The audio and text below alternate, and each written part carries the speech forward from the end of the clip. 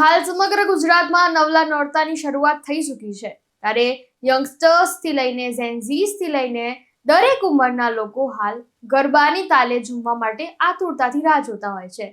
ત્યારે આ વચ્ચે સુરતના વેસુ વિસ્તારમાં એક ચોંકાવનારી ઘટના બની છે।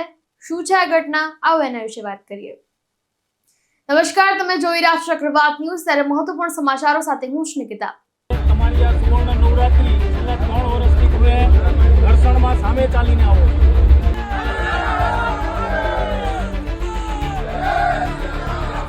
કઈ વાંધો નહીં, તમે વિડીયોમાં અમને માહિતી આપી રોજ તહેવાર ડિસ્ટર્બ થાય।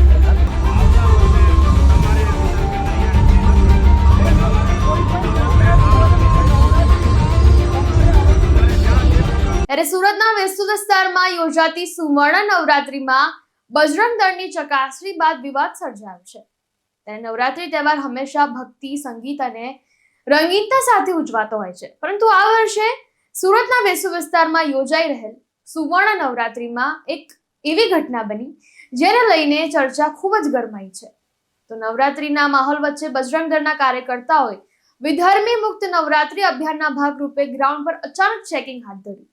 શરૂઆતમાં તો સુરક્ષા સ્ટાફ કે વ્યવસ્થાપકમાં કોઈ શંકાસ્પદ વ્યક્તિ ન મળી, પરંતુ જ્યારે મુખ્ય મંચ પર નજર પડી ત્યારે એક ચોંકાવનારી હકીકત સામે આવી। મંચ પર ઢોલ, તાશા અને અન્ય સંગીત વાદ્યો વગાડતા આશરે 5 થી 7 કલાકારો અન્ય ધર્મના હોવાનું બહાર આવ્યું। તો આની જાણ થતાં જ બજરંગ દળના કાર્યકર્તાઓએ આ કલાકારોને તરત જ મંચ પરથી ઉતારી દીધા અને ત્યારબાદ તેઓને તથા આયોજન સમિતિને પંડાલની બહાર પણ લાવવામાં આવ્યા। હવે કાર્યકર્તાઓ સ્પષ્ટ ચેતવણી આપી કે ભવિષ્યમાં આવી ભૂલ સ્વીકારવામાં નહીં આવે। તો ઘટનાની ગંભીરતા સમજીને સુવર્ણ નવરાત્રીના મુખ્ય આયોજકોએ સમસ્ત હિન્દુ સમાજ પાસે માફી પણ માંગી। વધુમાં તેમણે લેખિત બાંહેધરી આપી કે હવે પછી તેઓ ક્યારે અન્ય ધર્મના વ્યક્તિને નવરાત્રીના પંડાલમાં નોકરી કે પ્રદર્શન માટે નહીં રાખે। તો આ ઘટના બાદ સમાજમાં મિશ્ર પ્રતિસાદ પણ જોવા મળ્યો છે। કેટલાક લોકોએ બજરંગ દળની કાર્યવાહીનું સમર્થન કર્યું છે। એમનું કહેવું છે કે નવરાત્રી એ હિન્દુ સંસ્કૃતિ અને પરંપરાનો તહેવાર છે, તેમાં અન્ય ધર્મના લોકોનો સમાવેશ કરવો યોગ્ય નથી।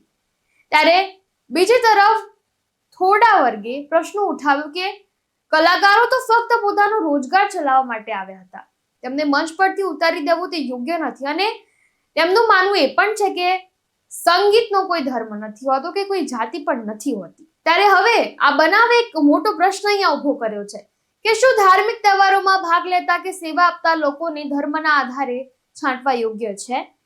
એક તરફ તહેવારની પવિત્રતા જાળવવાનો અહીંયા મુદ્દો છે, ત્યારે બીજી તરફ રોજગાર અને કલાકારીની સ્વતંત્રતાનો અહીંયા મુદ્દો છે। ત્યારે આગળ હવે હાલ આયોજકો આપેલી બાંહેધરી બાદ સુવર્ણ નવરાત્રીમાં કાર્યક્રમો સામાન્ય રીતે ચાલુ તો છે, પરંતુ આ ઘટના હવે શહેરની ચર્ચાનો વિષય બની ગઈ છે, કારણ કે અમુક માહિતી મળી છે કે જે આયોજકો હતા, જે સ્પોન્સર્સ હતા, તે પણ બજરંગ દળના લોકો જ હતા અને આ ચકાસણી બાદ જ્યારે અચાનક એ લોકોએ આવી રીતે ચેકિંગ હાથ ધર્યું અને ત્યારે ખબર પડે છે કે સ્ટેજ પર તો જે લોકો અત્યારે સંગીતકારો જે છે કે ત્યાં આગળ સ્ટેજ પરના જે લોકો છે તે તો અલગ જ ધર્મના છે। તો શું પહેલેથી એમને આ વિશે ખબર નહીં હોય? કારણ કે એ તો આયોજકો છે, એમને તો આ બધું આયોજન કર્યું છે અને એ જ લોકો પછી આવીને વિરોધ કરી રહ્યા છે। તો અહીંયા એ પણ પ્રશ્ન ઉભો થાય છે અને નવરાત્રીના પંડાલમાં ધાર્મિક ઓળખને લઈને થયેલી આ કાર્યવાહી ભવિષ્યમાં બીજા આયોજનોને પણ અસર કરશે તેવી પણ અહીંયા સંભાવના છે। ત્યારે આપણને સૌને ખબર છે કે જ્યારે પણ આપણે નવરાત્રી કરવા જતા હોઈએ છીએ ત્યારે કોઈ પણ ગ્રાઉન્ડમાં કે કોઈ પણ જગ્યાએ એવું કંઈ નથી સ્પેસિફિક લખેલું હતું કે આ તહેવાર કે આ નવરાત્રી ખાલી ને ખાલી એક જ ધર્મના લોકો ઉજવી શકે છે। માં જગદંબાની આરાધના કરવા માટે કોઈ સ્પેસિફિક એક ધર્મ ના લોકો જ જોડે જાણે કે છૂટ હોય એવું નથી હોતું। તે તો કોઈ પણ જાતિના, ધર્મના, જ્ઞાતિના લોકો કરી શકે છે। ત્યારે પછી આટલો બધો જાતિવાદ કેમ? શું કામ ધર્મને લઈને, જાતિને લઈને હજી પણ લોકો આ રીતે ઝઘડા કરે છે?